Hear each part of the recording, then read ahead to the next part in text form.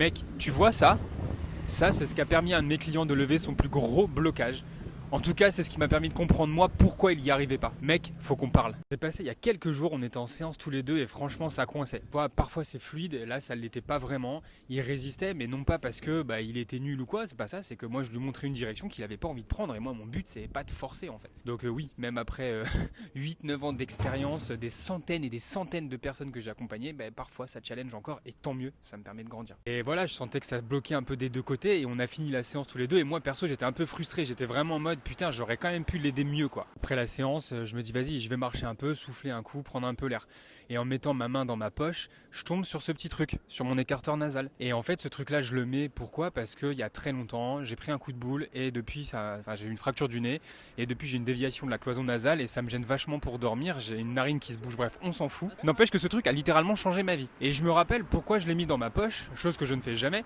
C'est parce que quand je suis allé à la boulangerie ce matin pour acheter un pain au chocolat à ma fille, je l'ai enlevé parce que j'avais pas envie qu'on me voit avec ça sur la tronche quand j'arrive dans la boulangerie. Et c'est là que j'ai capté. Mon client que j'avais eu juste avant en séance, il faisait exactement pareil. Il a enlevé ce qui l'aidait à respirer pour rester présentable. Il bloquait pas parce qu'il comprenait pas ce qu'on faisait. Il bloquait parce qu'il voulait surtout pas me montrer qu'il est en train de galérer. C'était inconcevable pour lui de me montrer cette vulnérabilité. Et tant qu'il retenait ça, c'était impossible pour lui de montrer. On pouvait pas creuser plus ce qu'on était en train de faire. Au moment même où je comprends ça, je prends mon téléphone direct et je lui fais un vocal sur WhatsApp.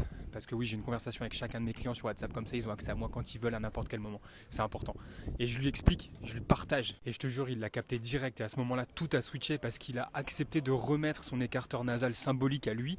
Il a remis ce qui l'aidait à respirer, même si c'est pas beau, même si c'est pas parfait. Il s'est aidé à être aidé. Et là tu vas me dire ok Lucas c'est cool mais concrètement qu'est-ce que ça a changé pour lui, en quoi ça a levé son plus gros blocage?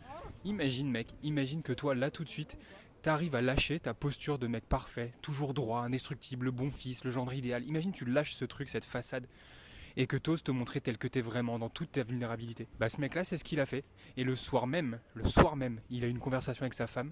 Ils se sont livrés l'un à l'autre pour la première fois depuis des années et ils ont refait l'amour pour la première fois depuis très longtemps. Parce que mec c'est pas magique, c'est juste une décision à prendre. Et toi aussi mec tu peux remettre ton petit écarteur nasal. Et rappelle-toi je te donne pas la vérité, je te partage juste la mienne. Dis-moi si tu comprends en commentaire.